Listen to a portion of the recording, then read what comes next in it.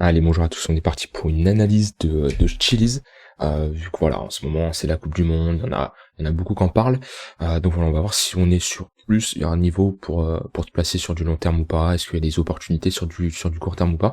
Voilà, on fera une analyse globale et j'ai pensé aussi d'instaurer de plus en plus, c'est vrai je le fais pas assez souvent, mais on va instaurer un peu des analyses plus fonda en termes de market cap, d'inflation ou autre du token, que ça soit sur CoinMarketCap ou sur Mesario. Voilà, tout simplement.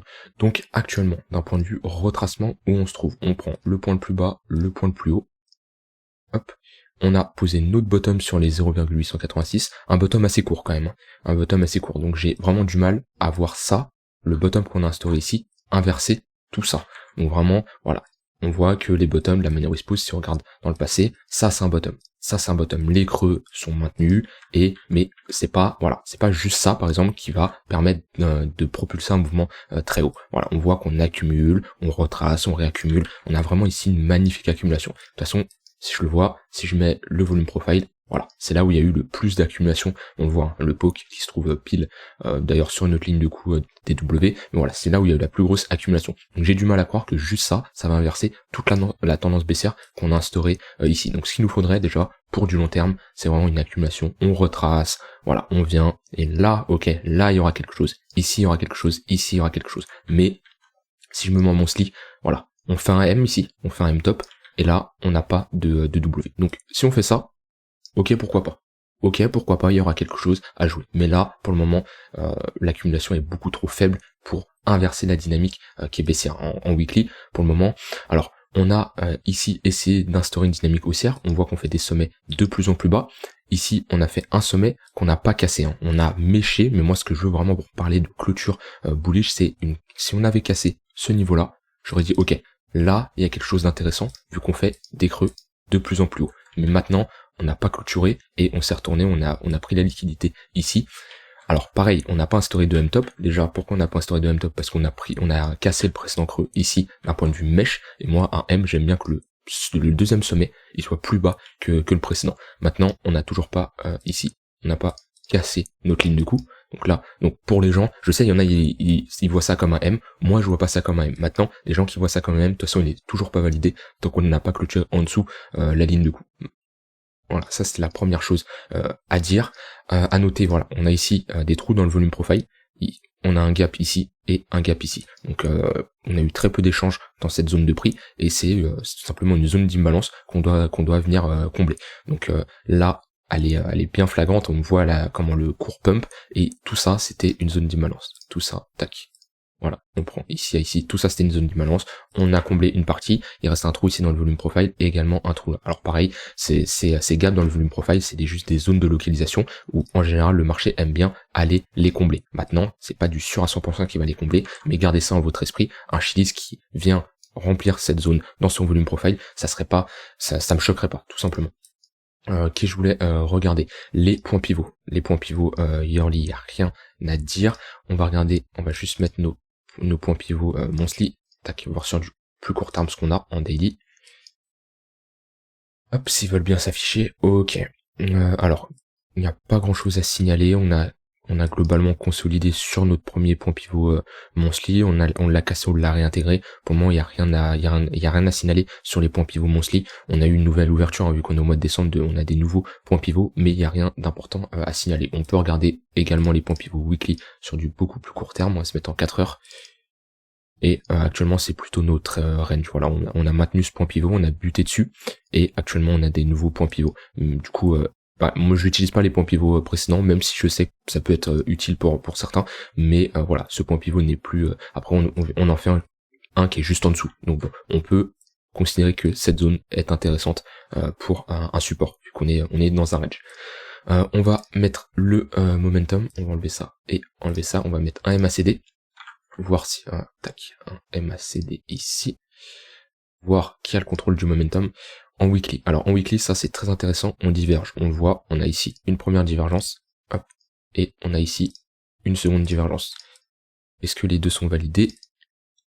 Tac, on a validé les doubles divergences, on le voit, parce que déjà on a validé cette première en cassant la ligne de coup sur le MACD ici, et on valide la deuxième en cassant la ligne de coup ici. Voilà. et on a ce W également. Donc là, on a une grosse reprise du momentum dans la main des acheteurs. En monthly, il y a rien à signaler. Non, il y a rien à signaler. Donc on a pareil en 2 semaines, on a aussi une divergence haussière qui est validée. Donc là ça nous indique ok, les acheteurs reprennent le contrôle du momentum et ça c'est clairement intéressant. Donc d'un point de vue localisation, on est dans une zone pertinente. D'un point de vue momentum, c'est clairement bullish sur du weekly. Maintenant attention, c'est pas parce que c'est bullish sur du weekly que c'est to the moon. Hein. Il peut se passer des éléments bearish en daily sans impacter le weekly. On peut aller retourner en bas du range et repartir à la hausse. Et voilà, ça prenez vraiment ça comme du très très long terme. Donc là-dessus c'est bon, maintenant ce qu'on attend c'est vraiment une structure, une structure, un W qui nous indique ok, là on a des acheteurs qui maintiennent leur précédent creux et on pourrait retourner en une continuation haussière.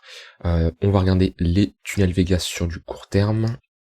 Alors on a buté dans le tunnel 3 jours, et le tunnel daily aussi qui a fait office de support, ici support, et voilà, on l'a cassé et actuellement à voir si on fait office de résistance, mais si on retourne dans cette zone-là, on a confluence tunnel H4, tunnel 3 jours, tunnel daily, il y a une grosse confluence de localisation, si on a une divergence MACD plus un M ou une bougie de ravalement, là il y aura une opportunité de short à prendre, clairement. Donc voilà, c'est une zone vraiment, attention, en plus on est peut-être sur les 0,382 de Fibo, on est les 0,382 de Fibo sont légèrement au-dessus, mais voilà, attention. Donc voilà, c'est une zone où méfiance. Maintenant là, on est en train de s'essouffler, on le voit, si je remets le MACD, ça se voit à l'œil nu, on s'essouffle, voilà, on diverge, ici on a une divergence, elle n'est pas encore validée, mais voilà, on voit globalement on est en train de diverger, ça se voit à l'œil nu, voilà, donc le mouvement s'essouffle, on prend la liquidité, on n'a pas pris la liquidité de cette zone-là, mais globalement le mouvement s'essouffle, on le voit, on fait des sommets de plus en plus bas, les vendeurs sont de moins en moins puissants et les acheteurs commencent à se retourner, parce qu'on refait des creux de plus en plus haut. Donc sur du court terme, il y a peut-être quelque chose à jouer, maintenant attention, grosse prise de profit dans cette zone-là. Qu'est-ce que je voulais regarder? Oui, alors attention aussi à la Coupe du Monde, parce que il y a plein de gens qui ont dit oui, ils font la pub de ouf sur Chili, c'est bullish. À partir de quand ça a chuté? Ça a chuté à partir du 20 novembre. La Coupe du Monde, elle a été ouverte quand? Date début Coupe du Monde 2022. On va voir ça. Ok, du 20 novembre au 18 décembre. Donc l'ouverture s'est faite le 20 novembre, pile quand on a chuté. Tout simplement parce que ce genre de mouvement, c'est tout simplement des buy the rumor, sell the news. Donc c'est tout simple. Il va y avoir, enfin c'est pas une rumeur à la Coupe du Monde, hein, bien sûr, parce qu'on le sait bien en avance, mais on va dire que les retails, ils vont attendre que la Coupe du Monde se lance pour acheter du Chili's, en se disant ok ça va monter.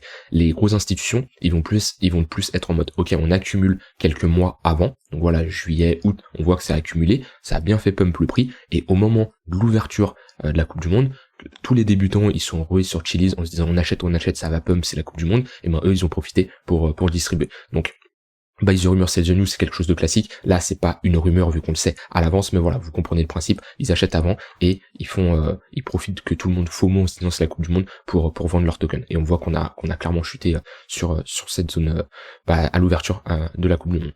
Donc voilà. Donc maintenant sur Chili's, vous avez mon point de vue vous avez mon point de vue d'un point de vue technique. Moi, j'attendrais clairement une accumulation en W, en pensant qu'on peut aller bien sûr plus bas, mais clairement on a déjà bien retracé. D'un point de vue, on va regarder le market cap, je vais juste mettre ça en sombre pour mes yeux. Alors, qu'est-ce qu'on a? 69% de supply en circulation, ok, donc ça c'est correct.